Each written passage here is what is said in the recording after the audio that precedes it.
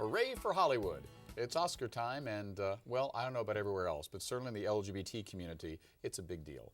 And it's no bigger deal to anyone better than my next guest, film critic David Lamble. David, how are you? Hey, David, it's been a while since we've actually I talked. know, yeah, and we always end up talking about the same thing, movies. Right, exactly, exactly. It's a good year. It's a dark horse year, basically. And that's funny to say when there's a film named War Horse in the mix. To say there's a dark Steven horse, yeah. Spielberg. Yeah. But there's not really a strong candidate, strong contender. It's very much like the Republican primaries. Ooh. Where somebody's up one day, they're down the next day. All right, so who's the Mitt Romney? Who's the one that's going to keep plugging along and thinks they're going to get it? Well, it could be The Descendants. I think George Clooney in The Descendants. George Clooney for Best Actor, which is not surprising, very well deserved. And The Descendants, which is the return of Alexander Payne, who's a really funny director, but sophisticated, about Schmidt, election. Remember the fabulous Matthew Broderick trying to unseat the ruthless Reese Witherspoon in election? Yeah. And that's where Reese Witherspoon got her big break, by the way. It just showed that's where Legally Blonde comes from, basically. So that Descendants is kind of a favorite, but it's so marginal at this point. It's like the 34 votes that Mitt Romney lost the Iowa caucuses by. Now, when you say it's a favorite, do you mean for best film, best director? I would say best film, possibly best director. They sometimes split. This might be a year where they would split those. Right. That has happened. How can the best director not have directed the best film, you say? Although it's happened very recently. Sounds oxymoronical, but it does happen. Yes.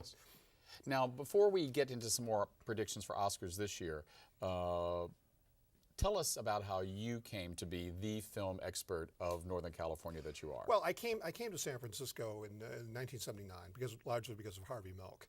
I made a radio documentary about Harvey that got a cable car award, and then I was doing a talk show, the David Lamble talk show on the old KGO-FM.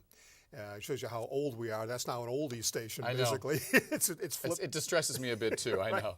So, and then I just kind of drifted into film. I started going to the old Film Arts Foundation, which has been taken over by the Film Society, and I started making some small documentaries. I made a film called Bashing about anti-gay violence. Then I got a grant to make a film about Mike's film about two guys coming out in the suburbs. I remember. And then I did a small art film called Bodybuilder with my friend, the late poet Carl Tierney. Yes. And then I took a dip into film school. Went out to City College, took film courses, screenwriting courses, and then 9/11 happens. I'm on my way to the Mill Valley Film Festival, and my roommate Matt says, "Before you leave the house, you probably should turn on the TV." And I did, and the rest is history. Yeah. I had nothing. I had a job at the airport at that point. I had nothing to do that week except talk to the wonderful Brian Cox about this amazing underground film, LIE. And I'm from Long Island, so it had double resonance for me, about Paul Dano and Brian Cox. And this very unusual film that's not about pedophilia, which is a very trendy subject right now, but it's really about an unusual father-son relationship that develops. It's still a film that is very much under the radar. Its director-writer, Michael Cuesta, is now known for Homeland, the big hit series on Showtime. But that was a daring film at the time. And it got released at 9/11, just like Donnie Darko. It got released and promptly forgotten. Yes. But it was the film that got me started. And then I said, I can write as many film pieces as possible, and I'll turn it into a job. Now, in the age, our next guest on the second half of this show is going to be talking about social media and its impact on the arts.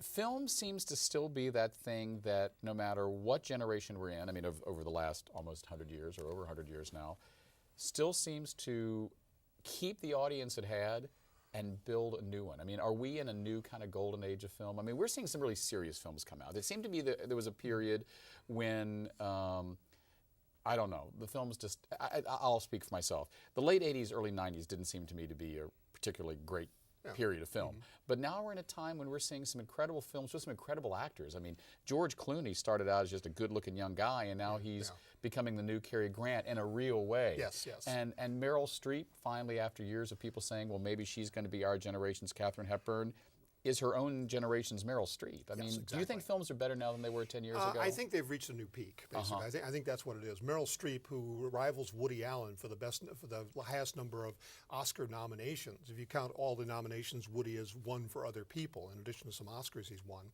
she's right up there. She's her own category. You're exactly right. And in this new one that she's done, The Iron Lady, you remember Angels in America, of course. Of course. Actually, Angel, it's funny you say that, just for a sidelight. people forget that before Angels in America became that incredible HBO series, right across the street from this studio where we're taping now, the first production of Angels in America as a play occurred at the old Eureka Theater, yeah, and right. I did the first PR for it. Exactly. Well, remember, in Angels in America, she played the ghost of Ethel Rosenberg, who comes to the hospital bed of a dying from AIDS Roy Cohn, played by Al Pacino, and she's out to goad Roy Cohn. Well, imagine in this one, the Iron Lady, she plays, in effect, she switches parts and plays the Roy Cohn part as Margaret Thatcher, and Jim Broadbent plays the ghost of her husband, Dennis Thatcher. But she has the same remarkable, unflappable quality, and she totally dissolves into the part.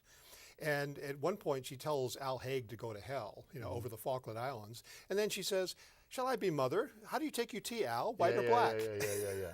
Do you think there is a danger, though, to stay on Meryl for a second, because she is the actor of our generation, actually the last two generations, of her becoming negatively stereotyped in a way that, poor Faye Dunaway, after she played Joan Crawford, her career never.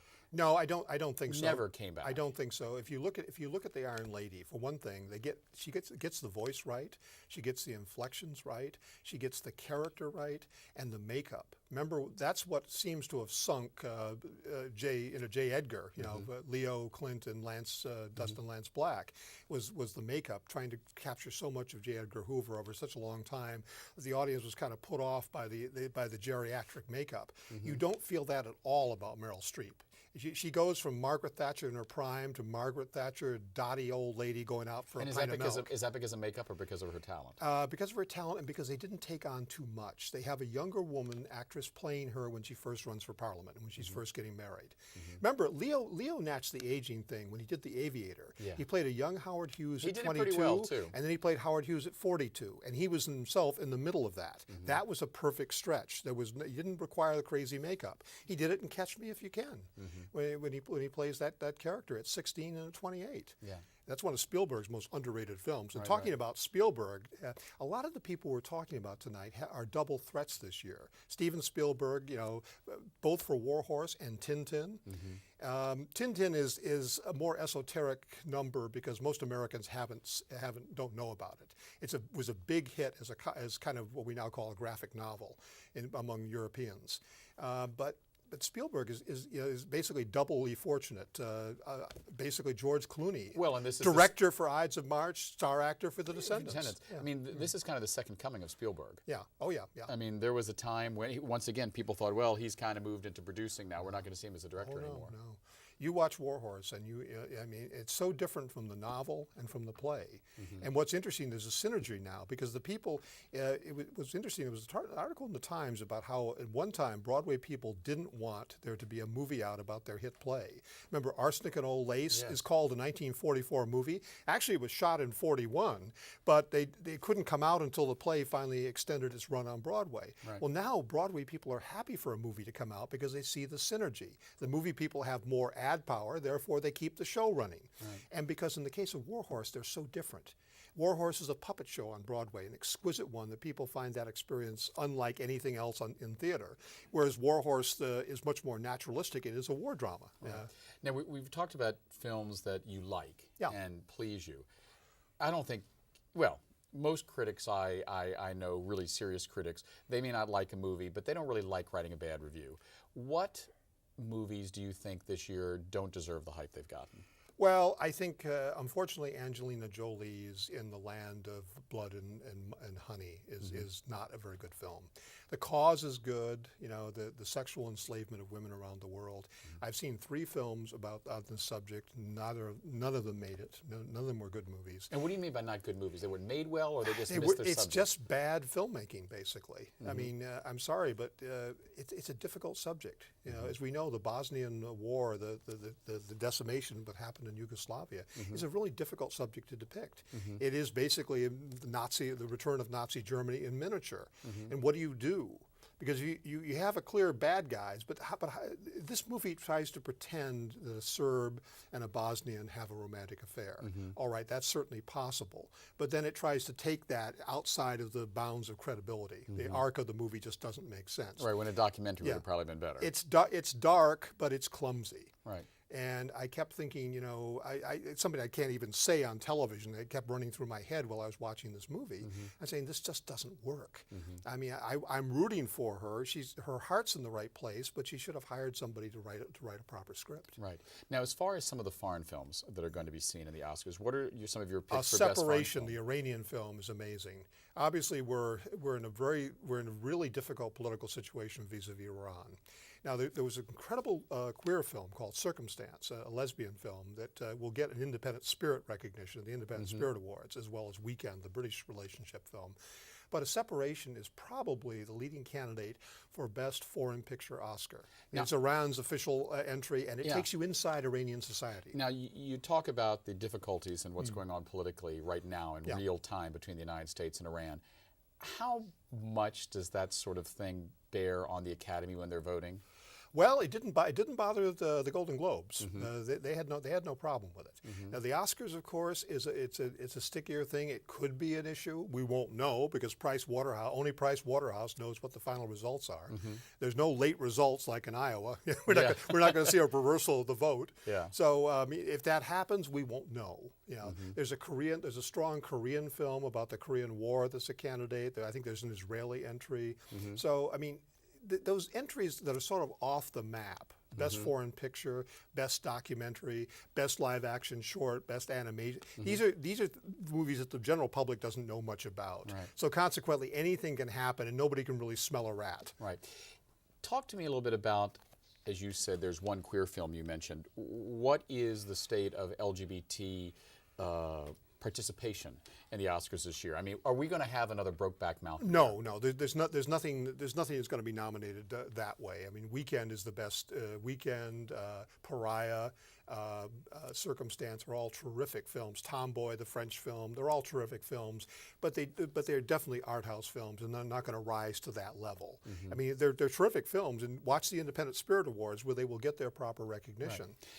Let's talk a little bit about J. Edgar. Okay. How do you think they did with portraying it never proven, I mean, you know, as an openly gay man and, you know, someone who loves film, I'm always a little concerned, I'll come out, about people who hypothesize too much. You know, J. Edgar never came out.